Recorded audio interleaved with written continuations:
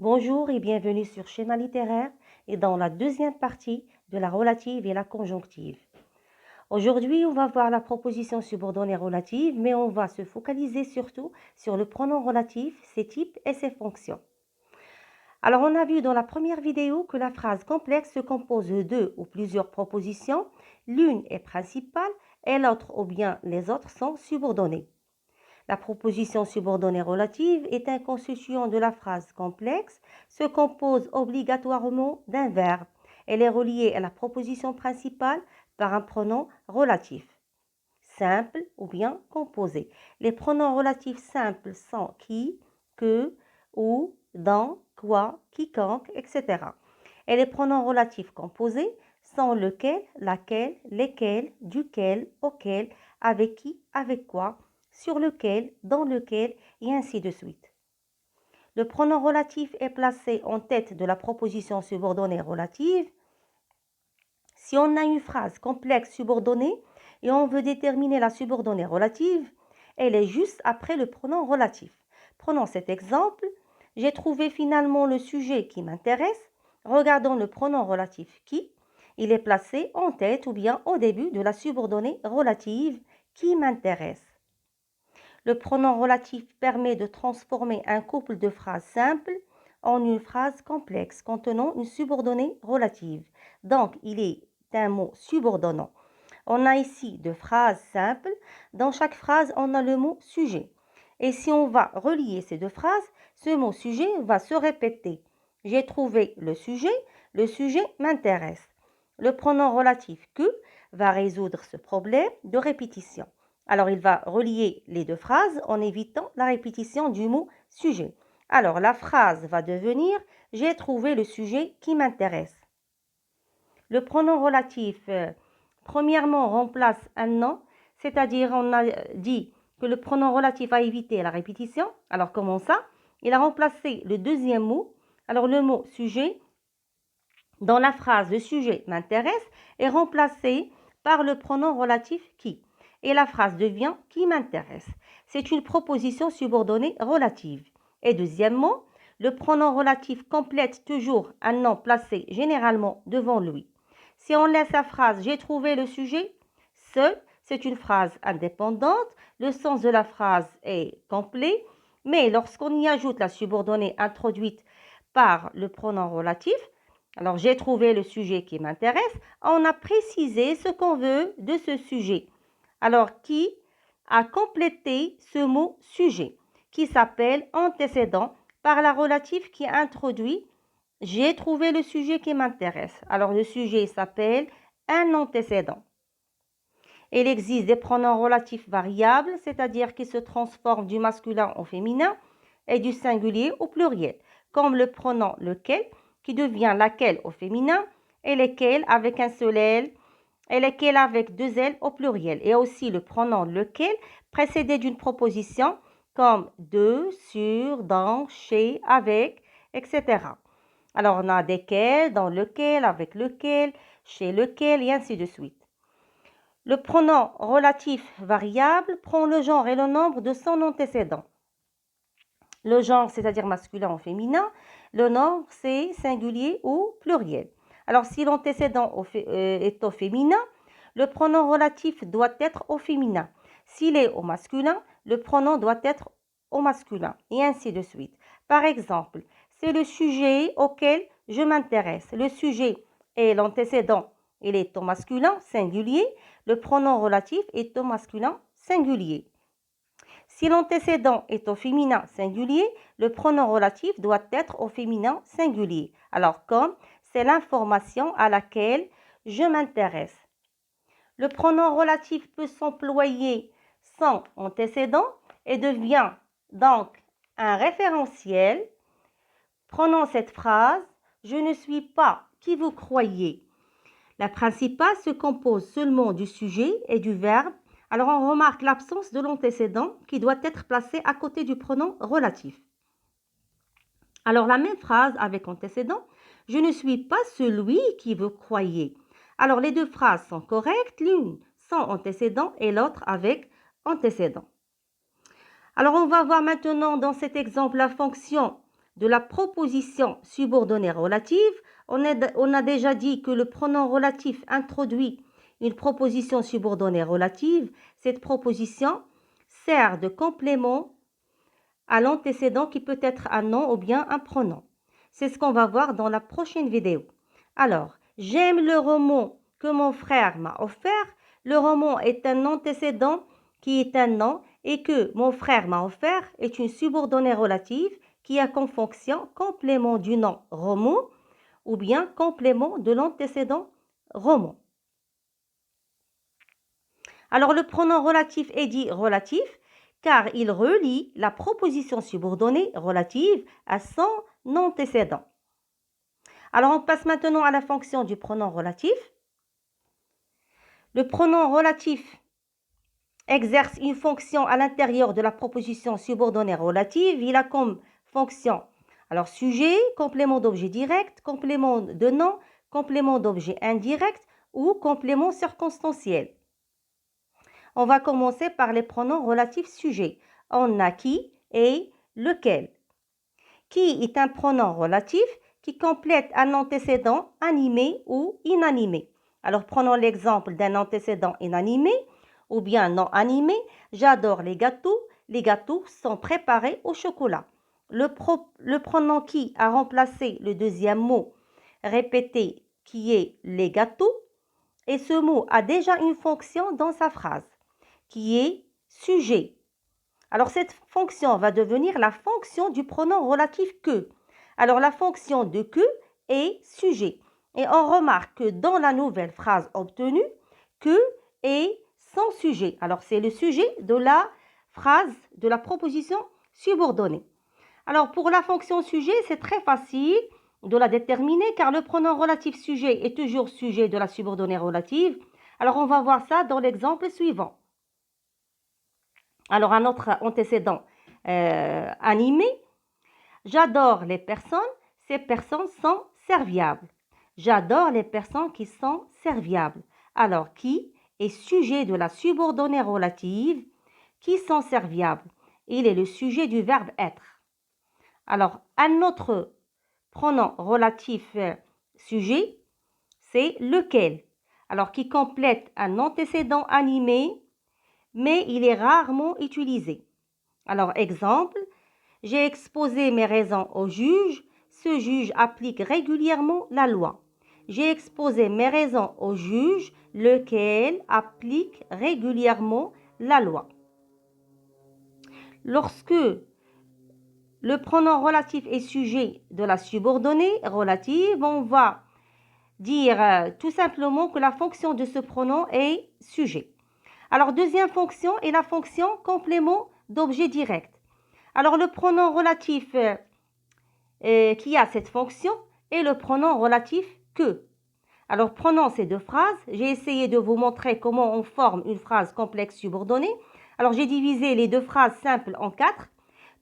Premièrement, le mot répété, l'un va devenir l'antécédent et l'autre, numéro 2, va se remplacer par le pronom relatif. Alors, on va écrire le mot répété plus le pronom relatif plus le reste de la phrase où il y a le mot répété remplacé par que, c'est-à-dire la deuxième phrase simple, et enfin le groupe verbal de la première phrase simple. Alors, mon ami m'a donné un bon conseil. J'ai rencontré mon ami. Mon ami que j'ai rencontré m'a donné de bons conseils. Alors, comment trouver la fonction de pronom relatif? Alors, on remarque dans cette phrase, j'ai rencontré mon ami. Mon ami est un complément d'objet direct. J'ai rencontré qui? J'ai rencontré mon ami. Alors, on a posé la question par qui et on a trouvé la réponse qui est mon ami. Mon ami est un complément d'objet direct. Et puisque le pronom relatif a remplacé mon ami, il va prendre sa fonction. On a plusieurs pronoms relatifs qui ont comme fonction complément d'objet indirect. On a dans, à qui, de qui, à laquelle, auquel, duquel, de laquelle. Le pronom relatif complément d'objet indirect dans, qui est employé avec les mots suivis de la proposition 2. Alors, voici le roman. Je vous ai parlé de ce roman. Alors, pour cet exemple, on ne va pas suivre les étapes qu'on a fait pour former une subordonnée relative, comme on a fait pour le pronom que, parce que c'est plus simple. C'est comme le cas du pronom relatif sujet. Alors, on garde l'ordre normal des deux phrases. Seulement, on va remplacer le mot répété de la deuxième phrase par le pronom dans, qui va se placer juste après l'antécédent. Et on va compléter par l'autre phrase simple. Voici le roman dont je vous ai parlé. Alors, dans a remplacé de ce roman qui est un complément d'objet indirect. Alors, la fonction de dans la subordonnée relative est complément d'objet indirect. Alors, passons à l'autre pronom relatif, complément d'objet indirect, qui est à qui. Alors, pour trouver le complément convenable à la subordonnée, on va faire attention à l'antécédent, s'il est animé ou non animé, à son genre et à son nombre, et aussi à la préposition placée avant le mot répété de la deuxième phrase simple. Dans cet exemple, on a un mon ami, le pronom relatif va commencer par a. On va passer à l'antécédent. Mon ami, c'est un nom animé, donc il va se placer par qui. Et puisque qui est un pronom invariable, on ne va pas chercher le genre et le nombre de l'antécédent. Alors, pour un antécédent masculin non animé, le pronom relatif utilisé est auquel. C'est un secret auquel il faut faire attention. Pour un antécédent féminin non animé, c'est le pronom relatif à laquelle. C'est une bonne affaire à laquelle il faut faire attention. Un autre exemple de complément d'objet indirect avec la préposition de, on a de qui, duquel, de laquelle, desquels, de qui. C'est pour un antécédent animé, quel que soit masculin ou féminin. Voici la personne, je vous ai parlé de cette personne. Alors, pour trouver le complément d'objet indirect, on pose la question par qui ou bien par quoi. Ici, on va poser la question par qui. Je vous ai parlé de qui? De cette personne. Alors, on a un complément d'objet indirect qui est remplacé par le pronom relatif de qui. Donc, de qui est un complément d'objet indirect. Pour un antécédent non animé qui va se remplacer par lequel. On a duquel pour le masculin et de laquelle pour le féminin. Dans cette phrase, l'antécédent est un nom inanimé féminin. La subordonnée est introduite par de laquelle. La bibliothèque de laquelle vous êtes propriétaire est riche. L'autre phrase se compose d'un antécédent inanimé masculin. Le pronom relatif utilisé est duquel. Le roman duquel vous êtes propriétaire est intéressant. La quatrième fonction est la fonction de complément de nom qui est représentée par le pronom relatif dans. Alors, à ne pas confondre entre dans, complément d'objet indirect, et dans, complément de nom. Alors, le premier remplace un mot placé après le verbe, il est complément du verbe, et le deuxième remplace un mot placé après le nom, il est complément de nom. Alors, je lis le roman. Le titre de ce roman est attirant. Le titre de quoi? Le titre de ce roman. Alors, de ce roman est le complément du nom titre. Alors, il va être remplacé par le pronom relatif dans. Je lis le roman dont le titre est attirant. Alors, donc, dans est un complément de nom. Le pronom relatif dans remplace un antécédent inanimé, comme on a vu dans cet exemple, et il remplace aussi un antécédent animé, comme j'ai rencontré ma voisine.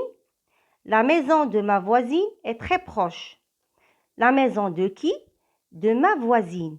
De ma voisine est un complément du nom maison. Il est remplacé par dans la subordonnée relative. J'ai rencontré ma voisine dont la maison est très proche. Alors, dans est un complément de nom qui complète un antécédent animé. La dernière fonction est la fonction de complément circonstanciel. Alors, j'ai choisi quelques pronoms CC comme ou, sur lequel, dans lequel, avec lesquels, avec qui, avec quoi, à cause duquel, à cause desquels. Alors, on a le pronom relatif ou. Dans cet exemple, il est un CCT, ça veut dire un complément circonstanciel de temps. Il s'est senti fier à ce moment, son fils a gagné la course à ce moment. Alors, quand son fils a gagné la course? À ce moment. Alors, ce moment est un complément circonstanciel de temps. Il est remplacé par ou. Donc, le pronom relatif ou a comme fonction complément circonstanciel de temps. Ou peut aussi être un CCL, un complément circonstanciel de lieu. Alors, prenons la phrase « Je ne me rappelle plus de ce pays où habite cet écrivain » ou à remplacer un CCL qui est ce pays où habite cet écrivain. Cet écrivain habite ce pays. La fonction de où est un complément circonstanciel de lieu. Un autre pronom relatif CCL est sur lequel. Alors, le bureau est bien organisé. Je pose mes livres sur ce bureau. Le bureau sur lequel je pose mes livres est bien organisé. Alors, sur lequel est un CCL. Autre pronom relatif CCL, on a dit que dans lequel.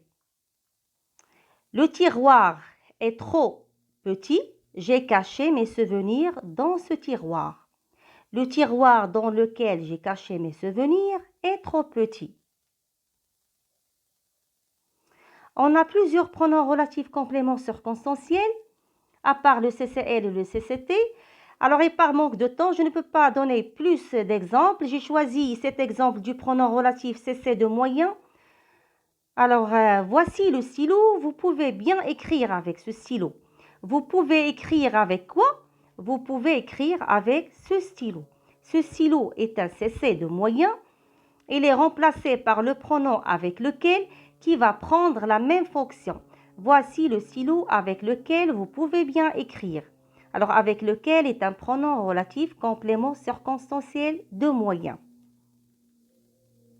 Notre leçon vient de se terminer. Merci de votre attention et à bientôt.